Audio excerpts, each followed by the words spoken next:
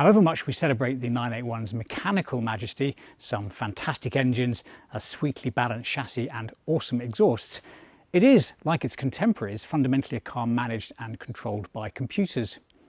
And that brings with it a whole load of benefits, a few frustrations and some opportunity. And thanks to some obscure 1980s American legislation and this dongle, we 981 owners can now read and tweak a fair few bits of the car's electronics. This is a ThinkDiag dongle. This is my 2015 Porsche Boxster, and this video is the start of my diagnostics journey. Let's see how far we can go.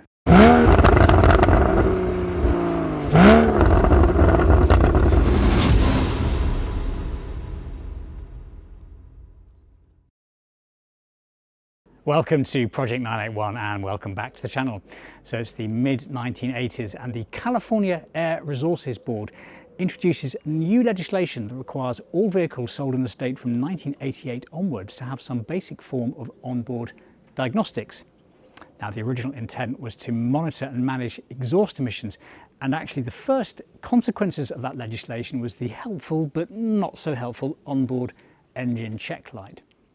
Fast forward to 2025 and several iterations of the emergent protocol since, and we have the OBD port in our 981s as every other car does in the world, and that gives us the ability to read, look at, change and amend many of the values and parameters, actuators and sensors that exist in our cars. Now, if you've watched Project 981 before, you probably already know I've made various tweaks and changes to settings on my car, but you don't need to know your friendly local Porsche specialist or have a clone of PWIS or PWIS, which is Porsche's workshop information system, to make those changes. There are, like this ThinkDiag dongle, many other readers, devices and dongles on the market, and we can thank the California Air Resources Board for that. Now, it's worth saying at this point that this is a video about me tinkering with my car using my ThinkDiag dongle, which I've paid for and bought privately.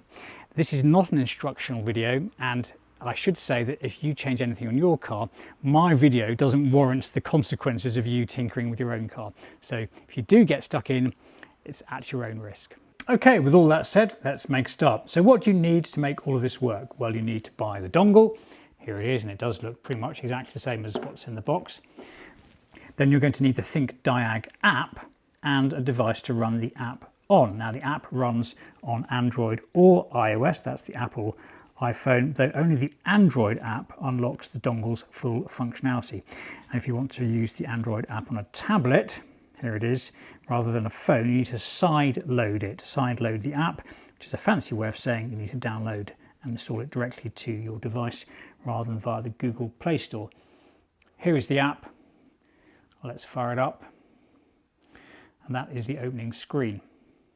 Now, I've bought my dongle from the UK distributor with a 2-year subscription, which unlocks all of the features for any supported car for, funnily enough, 2 years. Now, the internet tends to get itself a little bit confused and antagonized about ThinkDiag's pricing model. Essentially, when you buy the cheapest one of these, it comes with full functionality for one car for 1 year, and it's the one car that you plug it into first time, and only then if you use the Android app to get the full functionality. Now, if that doesn't feel fair to you, or if you don't like paying subscriptions, then consider buying another brand of dongle or service. And there's a link to the ThinkCar website in the description so you can find out more. So you've got the dongle, you've got your device, and you've downloaded the app. Now, you need to make sure it's the latest version of the app, because the new dongle will have an alphanumeric serial number, and you'll need to enter that to register or associate your dongle with your device with your account. I had a hiccup with that because the UK distributor's website had an earlier version of the app which didn't recognise the alphanumeric serial number, and that was a moment of frustration for me. But the US customer support team came to the rescue. We've got that registered, it's all working, so we're good to go. And for the record, I'm recording this in August 2025, and I'm running version 3.2.4 of the ThinkDiag app. Okay, so we should be good to go. Let's go and plug that in to the Boxster. So, 981 Boxster, OBD, onboard diagnostic port hidden behind the fuse panel in my car's left footwell. Your panel side may vary. Put your finger in, give it a bit of a pull, and it comes. Put that somewhere safely. The purple socket at the base is the port, can only go in one way because it's kind of sort of trapezoidal, not quite. Stick it in and it should go green to indicate power is on. There it goes. The next thing to do is connect it to the pad. Now, it's just worth saying at this point that I've done a little bit of research for this video, but not a huge amount. As I said earlier, it's a video about my journey with this thing, not a definitive summary of everything you can do to your car with a ThinkDiag dongle. So if you're tempted to jump into the comments and ask me how this thing will change the lower exhaust manifold switchover, grease nipples, underside, belly, seat adjustment, parameters with an XY axis, well, don't, because I won't know the answer. Somebody else might, but it won't come from me. That said, I will include a little summary of everything I've done at the end of the video, so you can screenshot that if you fancy a go at your own risk. But it is a journey. Let's get this paired up to the app now. Let's download the Porsche specific software which you now need to get to make this work with this car, and we'll start running some diagnostics and look at some settings. Okay, so I've jumped into the Boxster. I've got the dongle powered up, showing green at the moment. I've got a couple of cameras running. I'm going to try and drop in as many still shots and handheld video bits as we go so you can see what I'm doing. But basically, this is the view you've got for the moment, and we'll make some progress. Okay, what can I tell you? First things first, when you get this, I've got my crib sheet here, which is quite important for this one because there's a lot to talk about. Right, okay, first things first, we need to just fire up the app, and then I need to pair with the dongle. So I'm going to turn Bluetooth on. Let's do that. All systems diagnostic. So just actually starting up any of these menus, I think. Here we go. Right, so we need to just scroll through here. So it should find, first thing it does, it'll try and find the VIN number. It'll show up an Audi menu, which is just an example, so ignore that. Just close that menu, it'll start running. So do press VIN scan. And then the dongle should go blue, which it has, and it recognises the car based on the VIN, and it then downloads to the app the Porsche specific software. So you've got the app is the basic ThinkDiag software. Now it's downloading the Porsche software. So it's recognised it's a Porsche. It's now running the VIN scan to get the specific car. And as you'll probably have spotted, there'll be quite a lot of editing as I go on this because there's an awful lot of stuff you don't need to see and which will make it quite boring. In fact, I think what it did first time is upgrade the app software. Now it's upgrading the Porsche software. I should say I've got a Wi-Fi connection for the app, the device, to my local Wi-Fi network, and the Bluetooth is how it's talking to the dongle. So you need Wi-Fi or data and you need the Bluetooth. This is now spinning through. Now you're probably also thinking, what about power? So I've got a pretty much full charge on the battery for this. I've got my ignition to position 1 on the car. It's showing a 12.12 volt in the battery. It's been on the conditioner overnight, so that's all fine. Here we go, system info, vehicle identification number, the VIN that I know is mine, year 2016, which is correct, it's model year 2016, Cayman Boxster 981. Okay, we like that, thank you very much. So we've now paired my dongle with my registered copy of the app. We've downloaded the latest version of the app, whatever it needed to update in the background, and we've downloaded the Porsche specific software, which is how it turns it into a Porsche dongle rather than a BMW dongle or a Hyundai dongle for sake of argument. Okay, so there's 3 modes. So there's diagnostic. There's basically the basic diagnostics, so what's going on with your car, and the reporting of that. There is the standardized, so literally going back to those early protocols, the standardized OBD maintenance routines, which are in here. And those, as I understand it, are upgrading the OBD2, that's the protocol standard. Those are all the things that will exist regardless of what car you've plugged it into. So these are very much the sort of global standardized functions. And then there's what is sort of described as the check and change or the adaptation functionality of the app and the dongle that enables it. I'm going to endeavour, viewers, to start by pulling a general diagnostics report for my car, which should reveal, amongst other things, the fact that I have a known fault on my Porsche active drivetrain mounts, which if you've seen my earlier video on that, you'll be familiar with. I'm going to then see if I can run an engine over rev report to see if I've had any spiky moments on my engine. I'm going to move on then, add some menu screens to the onboard computer. And then with that done, I'm going to see if I can modify a couple of existing features on this car to just tiny little sort of proof of concepts, if you will, just to slightly personalise it. So I'm going to have a go at changing, which is to say removing, the little triangle, which is the in-gear change-up notification on the manual car. And I'm going to endeavour to change the one-touch signal, which is set at 3. Just do that now. 1, 2, 3. I'm going to see if I can change that to 4 or 5. So we'll run some reports, we'll add some menu items, and we'll change a couple of features. Now, before we do that, just worth understanding sort of how it helps, how these cars are all wired up. And as I said, I've done a bit of research for the adaptation, so the code enabling, which are popularly talked about, commonly talked about. Certainly in Porsche's electronic architecture, there's a whole load of different computers, as I said earlier, which they tend to call DMEs, or digital motor electronics. There's the parlance. And each system or area of the car or protocol has a separate DME. And it's into those different DMEs that we sort of dive to find the features. And that's all these funny different names that we'll no doubt have a look at in a moment. Now, if you're a North American viewer, or maybe a viewer in New Zealand or Australia, hello folks, a lot of the spec, the setup for your cars in your geographic regions will be different to mine. Now, why am I mentioning that? I'm mentioning it because a lot of people will buy a ThinkDiag or a OBD coder enabler to change some of the parameters on their car that they don't like. Now, for example, a really popular one that we get in Europe and the UK is you can open the car and it'll open the roof at the same time, unlock the car, open the roof at the same time, which is a nice feature on a sunny day. North American customers didn't get that. You can enable it, but I'm not going to be showing you how to enable that because, well, it already does it on my car, so that's the reason for that. So I've got the app open. We will start a session. All systems diagnostics, let's go into that. Right, there we go. So it's remembered the VIN, so we'll accept that. Okay, so back to the screen we had earlier with my VIN, the year and the model. Okay, here we go. So I've got a screen in front of me which says health report, system scan, system selection, common special functions, coding and hidden and modification. And this is the main menu we're going to be working in during this video, during this session. Let's start with a health report. Let's see if that will spit anything out. So it's now doing a scan of the car. I think it's looking at these DMEs, these basics of top level modules, these top level systems in the car to understand what their status is and whether there is anything wrong with the car.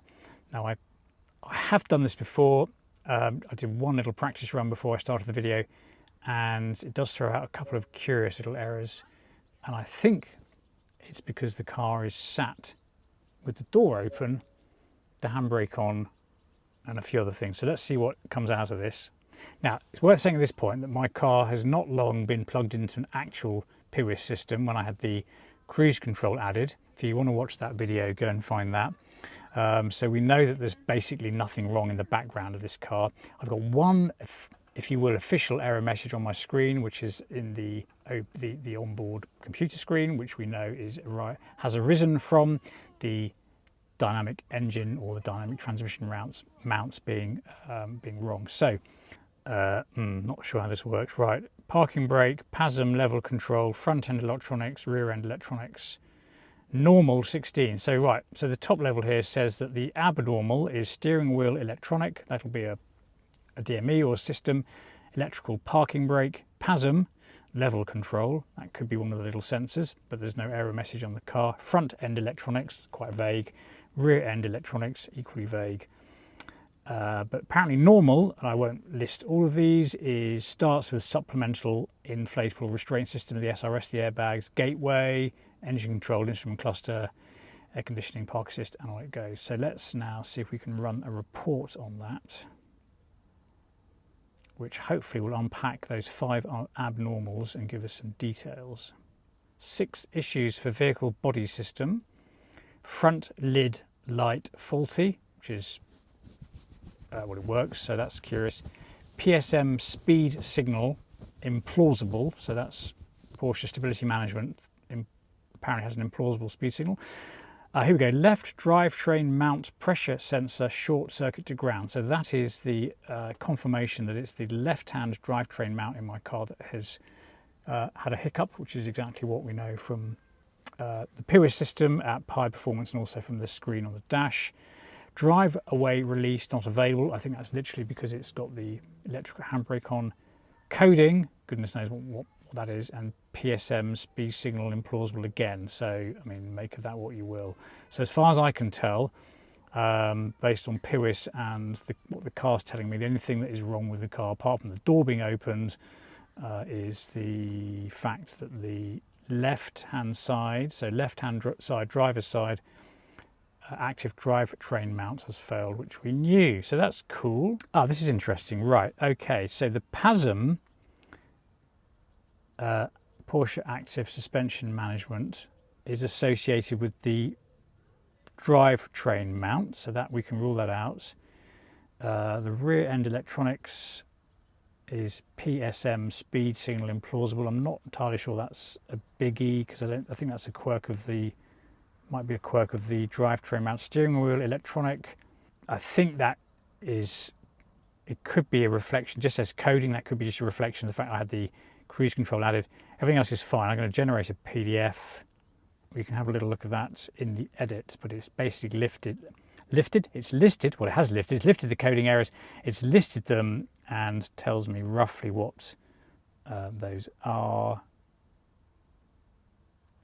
Pretty much what we just read actually, so that's fine. Okay, so we've done a little bit of a systems diagnostic report, and that is telling me more or less what I expected to see.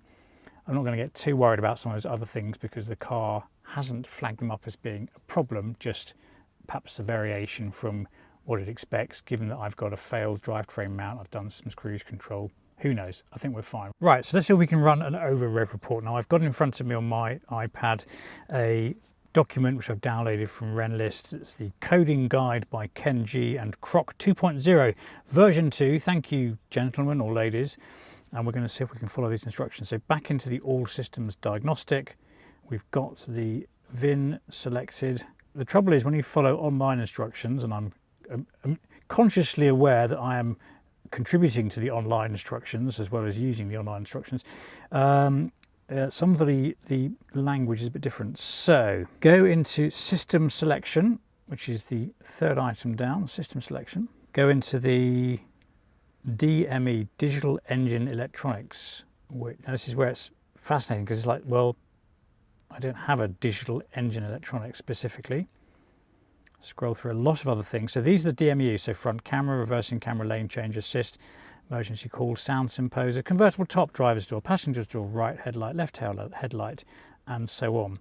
I'm going to have a bit of a guess here, viewers. I think the one further up to the top, engine control module, is almost certainly the same as the digital engine electronics. Read data stream, tap that. And select Z timing angle. So we'll go down and see if we can find Z timing angle. Z timing angle, there it is. Let's tap that. Then check the box for total operating time of this content and the 12 boxes below. So I've ticked the top thing, total operating time for this control unit, so that's my engine. I'm going to not select the next things, and I'm going to leave selected where we get to overspeed range number 1. There's 6 ranges for over-rev, 1 through 6. 1 to 3 is kind of okay. 4, 5, 6, you're into a bit more pain.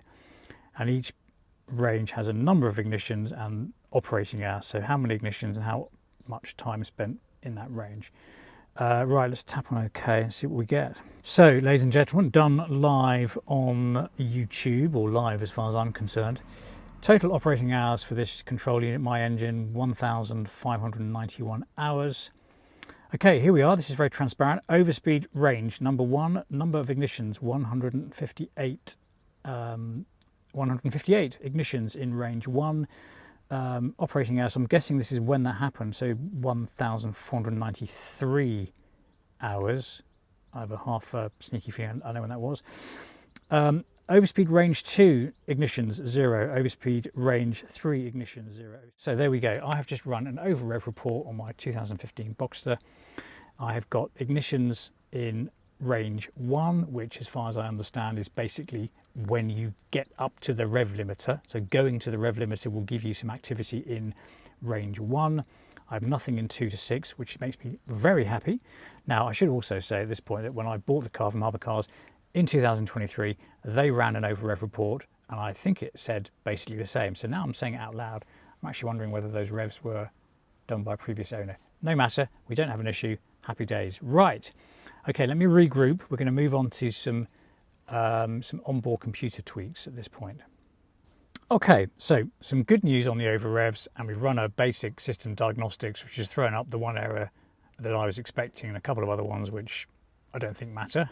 I certainly couldn't find any code alerts on the internet with the extra codes from that. Right, let's move on to adding some menus, some sub-menus to the onboard computer, which is the right hand of the 3 screens in front of you in your 981 with the little computer menus. I'm going to try and add the performance menu and the expert menu. They sound good, don't they? Performance menu and expert menu. Who wouldn't want those in their 981? Let's see how we get on. So we need to start with that all systems diagnostics, and then we need to go to back up one screen from where we were earlier. We need to go back to that top level DME screen, all these different systems and controllers and bits of the car. And let me just get my, here we go, expert menus. Right, instrument cluster, there it is, instrument cluster. So we're going to go into the DME, the controller for the instrument cluster. Code brush hiding, let's try that. I think that's where we need to go. Code brush hiding, brush hidden modified, brush hidden modified. So what we're looking for now is board menu configuration. So I'm scrolling down here. Right, well I am struggling to find this, folks. Let's just go back and check our workings. Bear with me. Right, well, funnily enough, at the very top of the functions menu is search for coding items. And I do remember somebody saying in one of the comments previously that it might be often easier to search for the feature. So I've typed in expert, because it's the expert menu, and lo and behold, development interfaces, general systems, expert menu, always active, which I think is the item we want. So now the byte 4 is a giveaway because that now shows me byte 4. Let's go into that.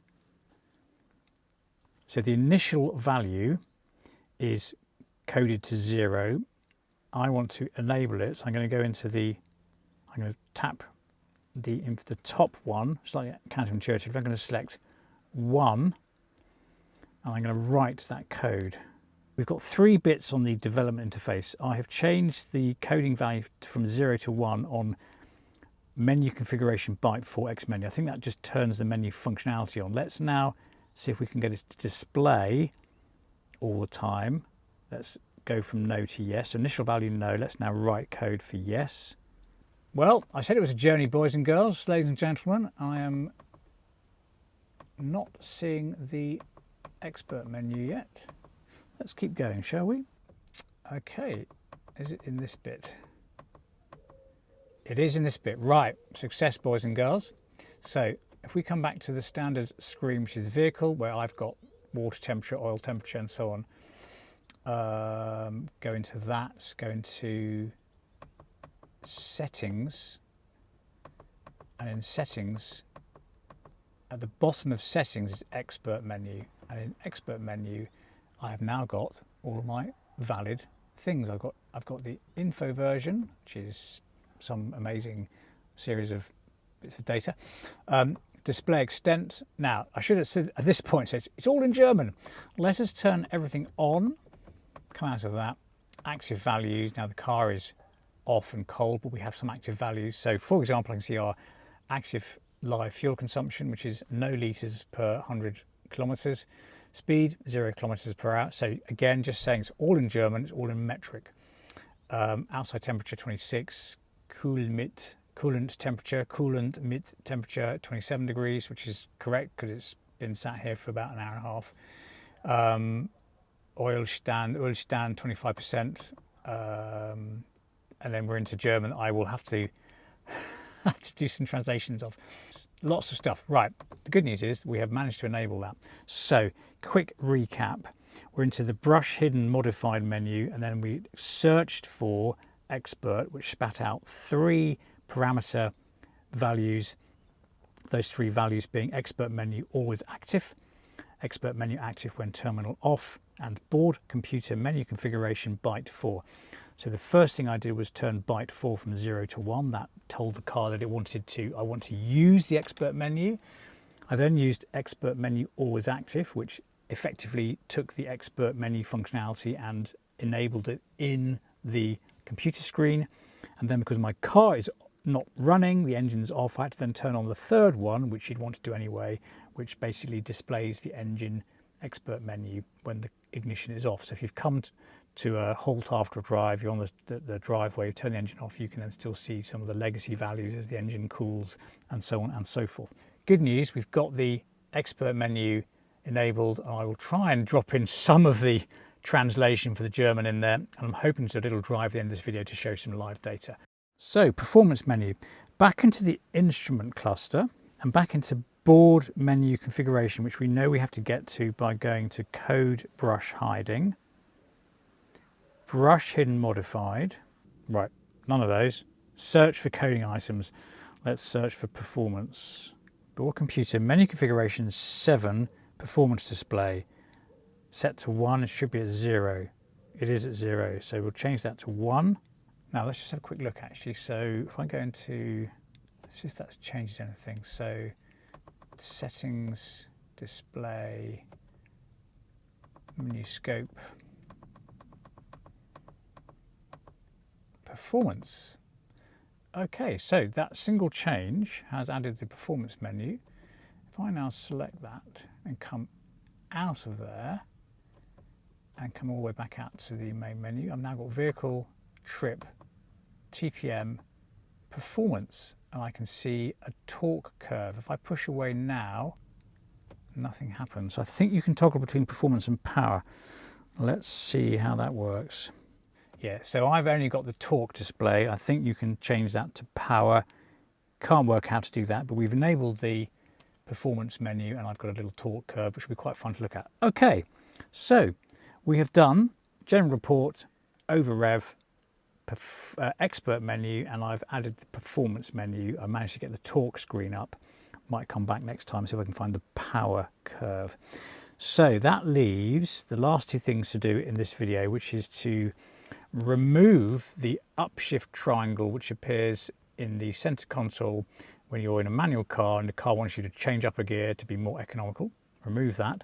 And we need to do that in standard mode and in sport mode, and see if we can modify the one-touch indicator frequency or number for the indicator from 3 clicks to 4 or 5. I think I'm going to go for 4 on that. Okay, let's start with the upshift arrows. Now I haven't done a before, rather carelessly, a before shot for this, but in the center display here you have the miles per hour, kilometers per hour, speedo, and when you're driving in a manual car above a certain RPM, pre-programmed load, what have you, it'll give a little white, it's a matrix menu, a little white triangle to shift up to get into a high gear to improve the fuel economy, which is great if you want fuel economy, but it's a bit annoying and I don't really need to be told to shift up because I drive my car a little bit more sportly than that. We can turn it off. We have to turn it off in normal mode and then in sport mode. So back to the principal all diagnostics menu, we're going to go back into the instrument cluster. And actually I think what I'm now learning is that we can dive straight into the coding, the search for coding options menu, which is much quicker. Now let's have a quick look. It's called Eco Display. So if I type in Eco, let's just see what that brings up. Yes, various things. Okie dokie. Now let's check, because these all start to sound very specifically, they all sound very similar. Eco Upshift Display, that sounds what we want, doesn't it? Tap on that and we'll select, it's currently set to value open. We'll set it to value shutdown and we'll write the code for that. Now what you need to do at this point is to then do it for sport mode, and that has a different value. So we need to search for, yeah, there it is. Coding value, coding byte 0, eco, upshift display in sport mode. and the sport mode plus. So let's do upshift display in sport mode. And this is where you have to be really specific on the names, effectively the file names for these different bits, because they look, when you open the menu screen, it's like, oh my lord, they're all the same. They're not, they're very different. So we've disabled the upshift in normal mode. I've just disabled it in sport mode, and because my car has sport chrono, I have sport plus on my buttons and the functionality. So coding value, coding byte, 0, eco, upshift display in sport plus mode, we'll tap into that. Coding value set to open, which is effectively on in the information. So the initial value set to open, let us change that, shut down, write the code, and that's done. Now, I can't check that on my driveway with the engine off, because it is very definitely something that requires the car to be working. So what we're going to do is we're going to finish this video by changing the number of times the light, the indicators come on. Then I'm going to try and go for a little quick drive and show you some active menu values for the performance menu and the absence of the upshift indicator. Okay, let's now finish with the indicators. Turn signal flashes, brilliant. Okay, now this is sitting in the front end electronics DME. Back into the top menu for the all systems diagnostics, we want to find the very general category of front end electronics. Doesn't appear to be in alphabetical order, this list, but there it is, front end electronics. We're going to go into code brush hiding, brush hidden / modified. Then we're looking for exterior lighting parameter. It happens to be the first item on the list. Good news, exterior lighting parameter. And then exterior lighting parameter _0. And then you've got to look at a much longer list, and it says one touch flash cycle. So ext light parameter 1 touch flash cycle. And there's a lot of stuff in here, and you could really go to town, and I suspect you could really muck things up if you're not careful. One touch flash cycle, one touch flashing cycles. That looks like it's meant to be. Let's go into here. And we have struck gold because the default value is 3, which is, if I do it now, 1, 2, 3. Lovely. Initial value is 3. Let's change that. You tap on that top box and it says enter a hexadecimal number, range 0 to 255. 255 will be a lot of indicating. I'm going to go to 5 just to prove that it works. Let's try that. Write the code. So I've entered 5. I've written the code. Coding success. OK. So if I tap that now, we should get 5 flashes of the indicator. Here we go. Ready? 1, 2, 3, 4, 5. Yay, it works. OK. Now, I did practice this one a couple of days ago. I've then been for a drive. I think 4 is my optimum number of flashes. So I'm going to go back into this information box. I'm going to add 4 as the value. I'm going to go OK. I'm going to write the code. Here we go again. Are you ready, folks? 1, 2, 3, 4. You get the idea by now. It's pretty easy to change. If I don't like 4 or fancy going to 6, we can do that. Great news. So indeed, which means I have managed to complete all 6 of the tasks I set out to do at the start of this video. And before I go for a short drive, I'm going to flash up now the instructions for each of those 6 things. Very briefly, if you fancy having a go, now would be a good time to pause the video and screenshot each set. Here they come.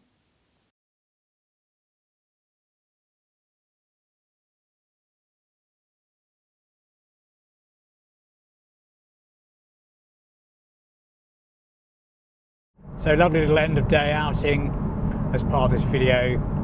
I'm in sport mode, PSC is on, driving straight to the sun, it's quite bright.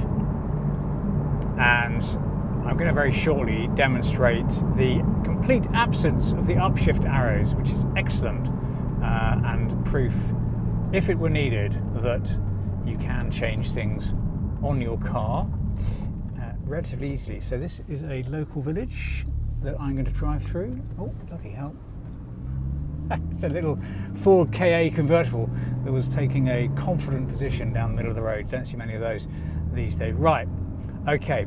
I'm driving at 20 miles an hour at 21 miles an hour in second gear, at which point I would normally be getting a little upshift arrow. So I'm really rather hoping that the GoPro over my left shoulder is showing you the speed and the gear. I'll move my hands out of the way in case that's a problem.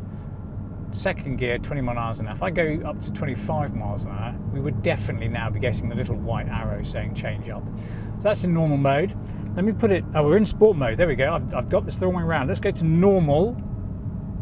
20 miles an hour, no arrow. So that's good. So no arrow in normal, no arrow in sport, and no arrow in Sport Plus. And you'll remember we went through the 3 settings, changing it to off effectively. We can see that now.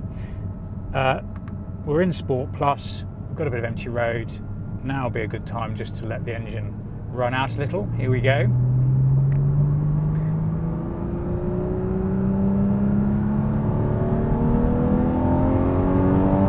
Yeah, very nice. So 4th gear, I want a trailing throttle now, and I'm going to go back to normal mode. We definitely don't have any up arrows or down arrows, but they don't exist today, so no up arrows. So very pleasing to see that we can turn off the eco shift in the GTS using the ThinkDiag dongle.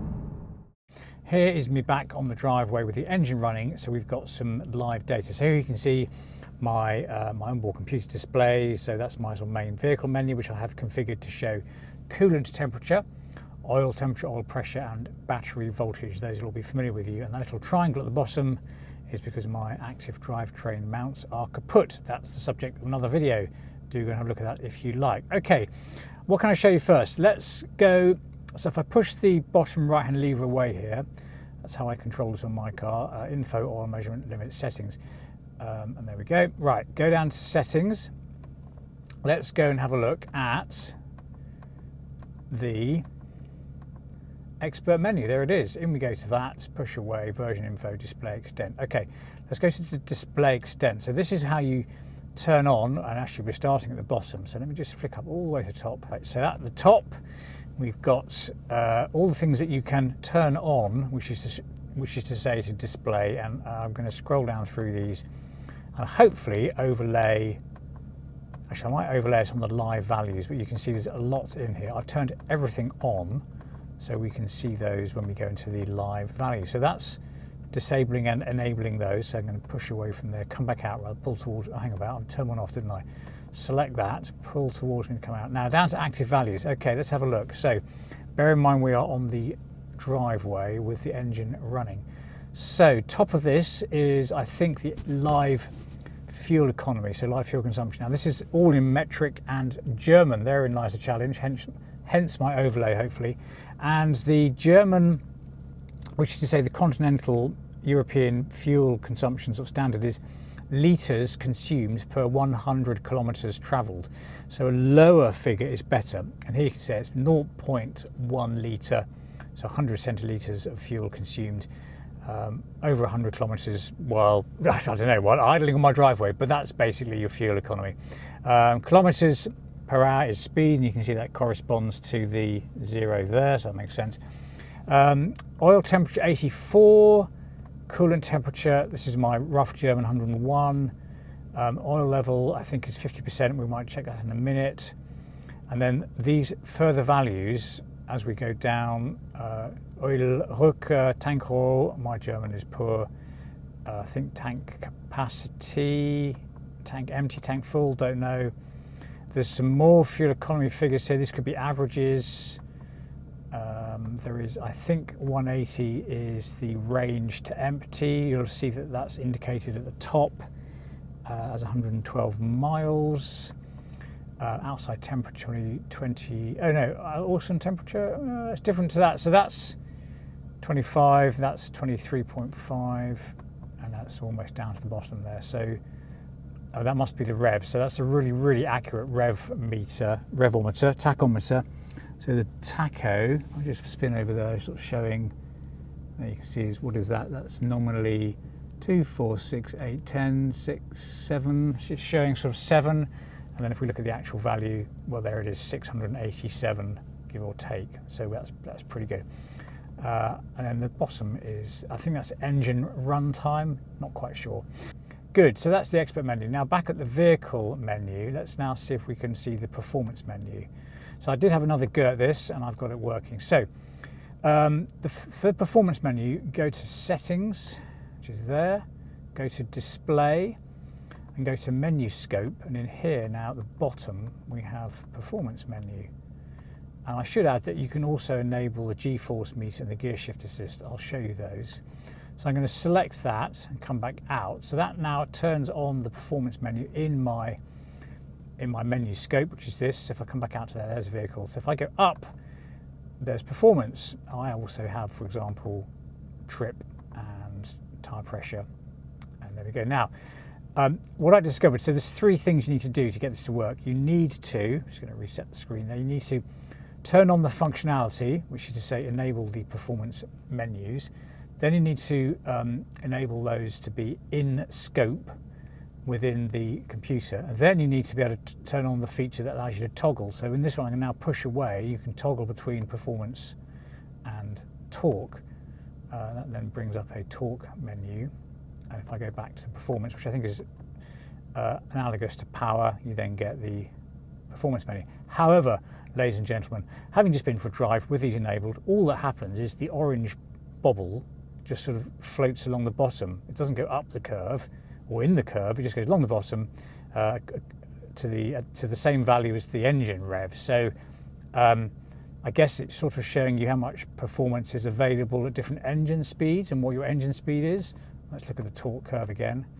But to be perfectly honest, it's kind of pointless. If you know that your engine has a torque curve that peaks at 2, which doesn't feel quite right for my engine, but there we go, then you're fine. So that is the performance menu, and that's how that works. If I go just back out of here, so if I go up back to vehicle, I'm going to just enable go to settings, display, menu scope, and I will now enable for you the G-force meter and the gear shift assist. And I've got to be honest, these are both, well, G-force is quite fun, but so there's vehicle, trip, TPM. Now we get gear change assist, and this will, if I just manually put the gear into first gear, hang on a sec, it should show first gear. It doesn't. So okay, anyway, this basically this is what making YouTube videos.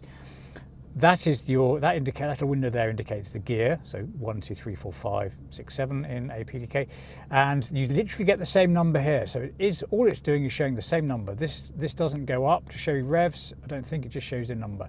It doesn't show you revs. It doesn't count down to maximum revs. It just seems to show you the number. So take your pick on that. And then the G-force just literally moves the ball around depending on how fast you're going left to right. So your sideways G and your fore aft G as well. Okay, I think I'm rabbiting on now, so let's come back out of there. I'm going to, you can reset the values there as well in case you get a maximum value. So I'm going to do a couple of things now. I'm going to put the car into neutral, put the handbrake on, and we'll go back to the main menu, go into there, down to settings, we'll go to display, which is in already, we'll go to menu scope. I'm going to disable gear shift assist and G-force. I'm actually going to disable performance because between you and me, I don't think it's terribly exciting. I'm going to come back out of there. I'm now going to turn the engine off, and I'm going to keep one eye on the clock, put my ignition back to